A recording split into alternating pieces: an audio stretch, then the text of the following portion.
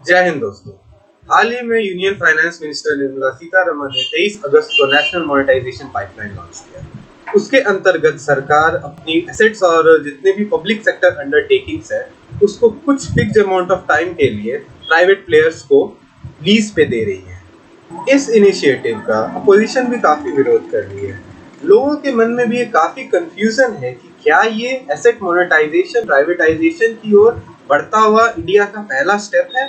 क्या सरकार maximum public assets को प्राइवेटाइज कर रही है। चलिए समझते हैं कि एसेट मोनेटाइजेशन क्या है। वेलकम टू माय चैनल, मेरा नाम है उत्कर्ष।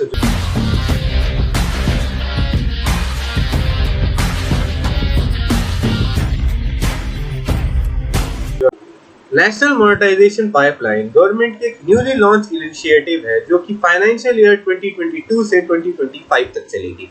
इस इनिशिएटिव के अंतर्गत सरकार अपनी एसेट्स को मोनेटाइज करेगी जो काफी सेक्टर्स में भी बटी हुई है, जैसे रेलवे, रोडवेज, हाईवेज। इस इनिशिएटिव में सरकार जो है उस एसेट्स की रिवेन्यू राइट्स को लीज पे देगी प्राइवेट प्लेयर को।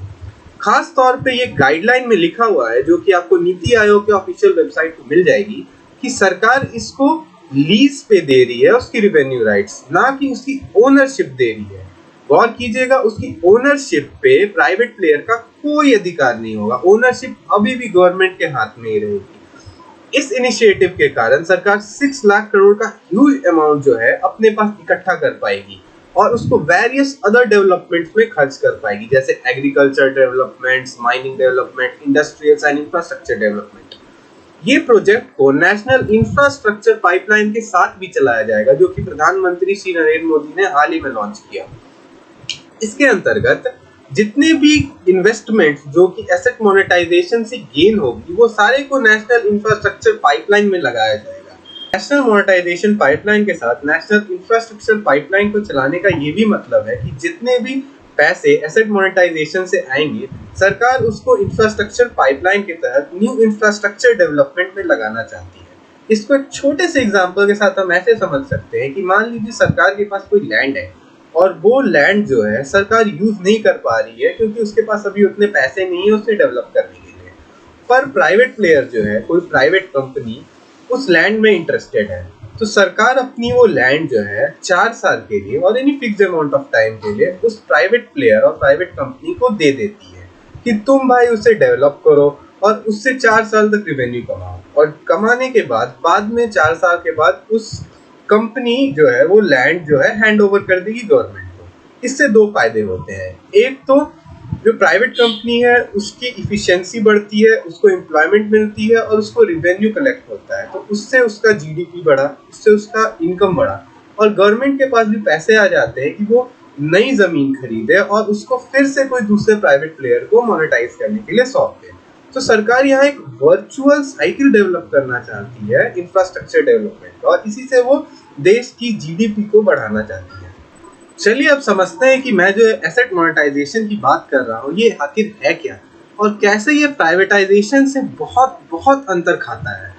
तो एसेट मोनेटाइजेशन में सरकार अपनी एसेट को किसी भी प्राइवेट कंपनी को फिक्स्ड अमाउंट ऑफ टाइम के लिए सौंपती है। इसके एवज में प्राइवेट कंपनी जो है गवर्नमेंट को एक लमसम अमाउंट ऑफ मनी देती है। इसमें खास तौर पे ये बात जाननी चाहिए कि प्राइवेटाइजेशन में जो है आफ्टर बिडिंग प्रोसेस, कहने का मतलब कि मोल भाव और सोल्डिंग प्रोसेस के हो जाने के बाद पूरी प्रॉपर्टी जो होती है वो प्राइवेट कंपनी की होती है। वहीं एसेट मोनेटाइजेशन में आपका जितने भी प्रोसेसेस होते हैं, लीगल प्रोसेसेस, ये मोनेटाइजेशन के ये कंप्लीट होने के बाद फिक्स अमाउंट ऑफ टाइम के लिए रिवेन्यू राइट्स ही जो है उस एसेट्स की प्राइवेट कंपनी को जाती है। बाद में 4 इयर्स ऑफ स्पैन के बाद वो ओनरशिप जो है वो फिर से गवर्नमेंट के पास ही आ जाती है। सरकार का मानना है कि 66% of the total money that is 6 lakh crore वो सिर्फ और सिर्फ रेलवेज, रोडवेज और पावर सेक्टर से जनरेट कर सकती है। चलिए अब बात करते हैं कि कितने तरह के एसेट्स होते हैं और किस एसेट्स को मोनेटाइज करने से सरकार को मैक्सिमम प्रॉफिट होगी। एसेट्स को जनरली 2 भाग में बांटा जाता है, अंडर यूटिलाइज्ड एसेट्स और utilised assets. Under utilised assets वैसे एसेट्स होते हैं जिसका डेवलपमेंट बहुत मिनिमम है, जिसको सरकार ने बहुत कम डेवलप किया है और अभी उसका डेवलपमेंट होना काफी बचा हुआ है। अगर हम अंडर यूटिलाइज्ड एसेट्स को मोनेटाइज करते हैं तो इससे over a time span of 4 years उस एसेट्स की इफिशिएंसी भी बढ़ेगी, क्योंकि वो डेवलप हो जाएगा, क्योंकि प्राइवेट कंपनी उसमें अपनी इन्वेस्टमेंट लगाएगी। प्राइवेट कंपनी को क्या फायदा होगा कि over time span of 4 years वो अपना रिवेन्यू उससे कमा सकती है, उसको प्रॉफिट होगा।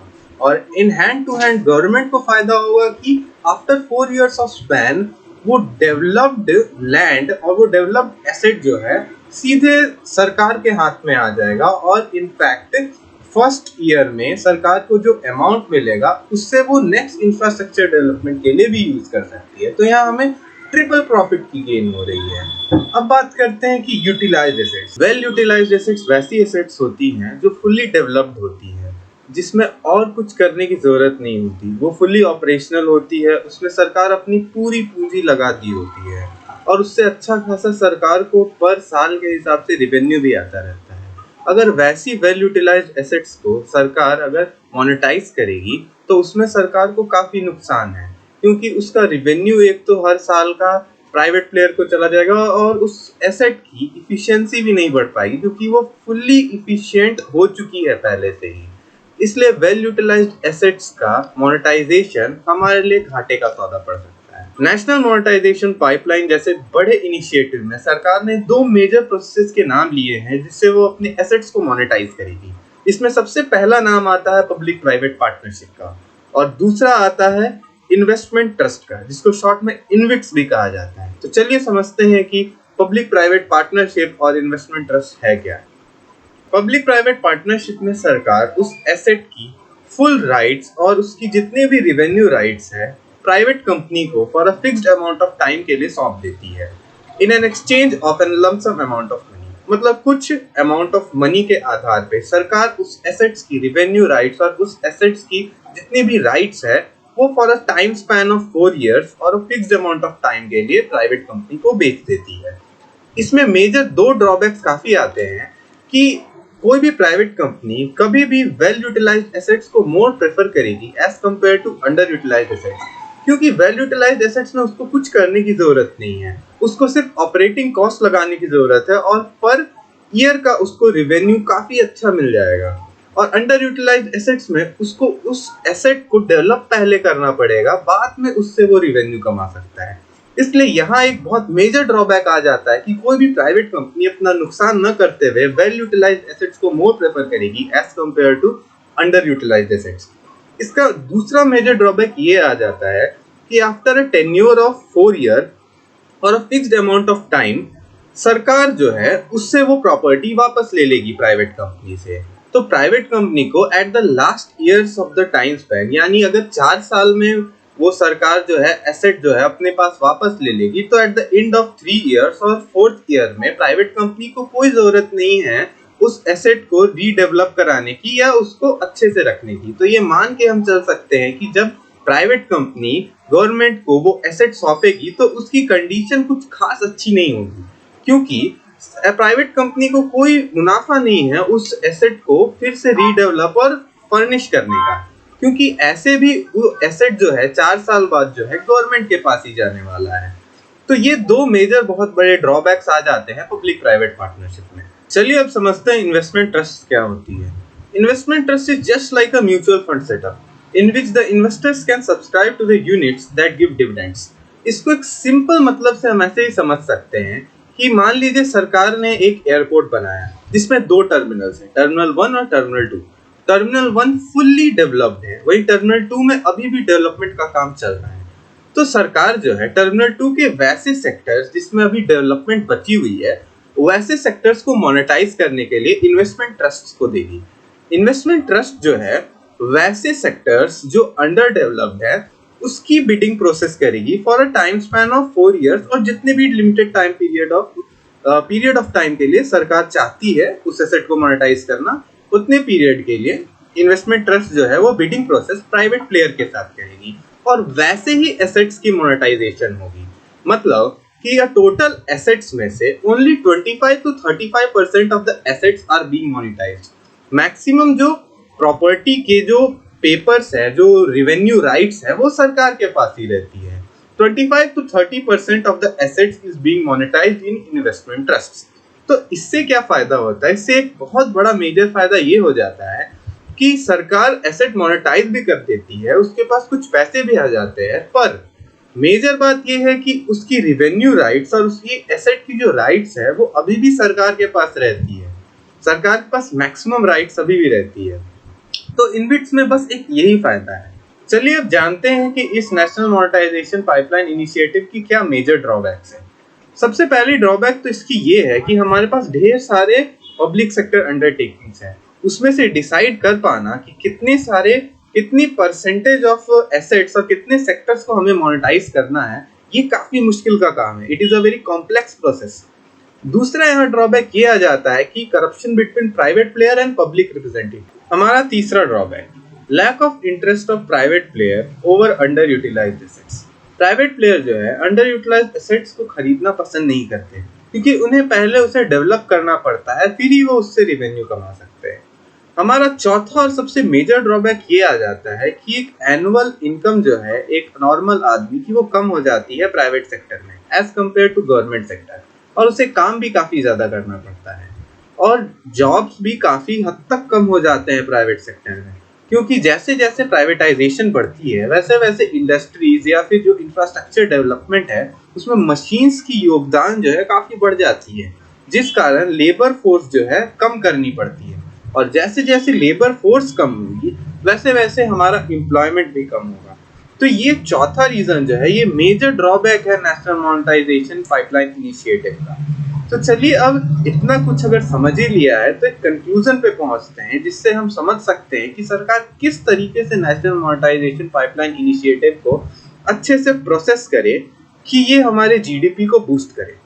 सबसे पहले तो सरकार को अंडर यूटिलाइज्ड एसेट्स को इनविट्स के जरिए मोनेटाइज करना चाहिए। इससे क्या होगा कि अंडर यूटिलाइज्ड एसेट्स की इफिशियंसी भी बढ़ेगी और सरकार के पास वो एसेट की जो है पर्स और जो राइट्स है वो भी सरकार के पास रहेगी। सरकार को एक इंडिपेंडेंट अथॉरिटी बनानी चाहिए जिसमें अच्छे प्रोफेशनल्स आदमियों को रखनी चाहिए जो पल पल इस प्रोसेस पे नजर रख सके और बता सके कि कहाँ कहाँ करप्शन हुआ है, क्योंकि जैसे जैसे ये प्रोसेस में प्राइवेट प्लेयर्स का दबदबा बढ़ेगा वैसे वैसे करप्शन होने की चांसेस भी काफी बढ़ जाएगी। तो एज अ ओवरऑल देखा जाए तो इकोनॉमी को हम लोग बेस्ट सर्व तभी कर सकते हैं जब कोई गवर्नमेंट पब्लिक सेक्टर अंडरटेकिंग को डेवलप करे, उसकी इंफ्रास्ट्रक्चर डेवलप करे, ना कि कोई प्राइवेट प्लेयर। पर क्योंकि हमारी जीडीपी काफी कम हो चुकी है तो ये स्टेप उठाना भी एक तरीके से जरूरी है। पर अब इसमें मेजर चैलेंज ये बनता है सरकार के पास कि सरकार इसको कितने हद तक अच्छे से इनिशिएट कर सकती है। अगर ये इनिशिएटिव सरकार बिना कोई करप्शन और बिना कोई धांधली से आराम से प्रोसेस कर पाई तो ये हमारी जीडीपी के लिए बहुत अच्छा बूस्टअप माना जाएगा। तो इसी के साथ दोस्तों मैंने आपको टॉपिक ये नेशनल मोनेटाइजेशन पाइपलाइन इनिशिएटिव बहुत अच्छे से समझा दिया। नेक्स्ट वीडियो में जल्दी कोई अच्छे से टॉपिक पे बनाऊंगा और आप तक पहुंचाने की कोशिश करूंगा। तब तक के लिए मुझे इजाजत दें। मेरे चैनल को लाइक करना और सब्सक्राइब करना ना भूलें। धन्यवाद दोस्तों। जय हिंद।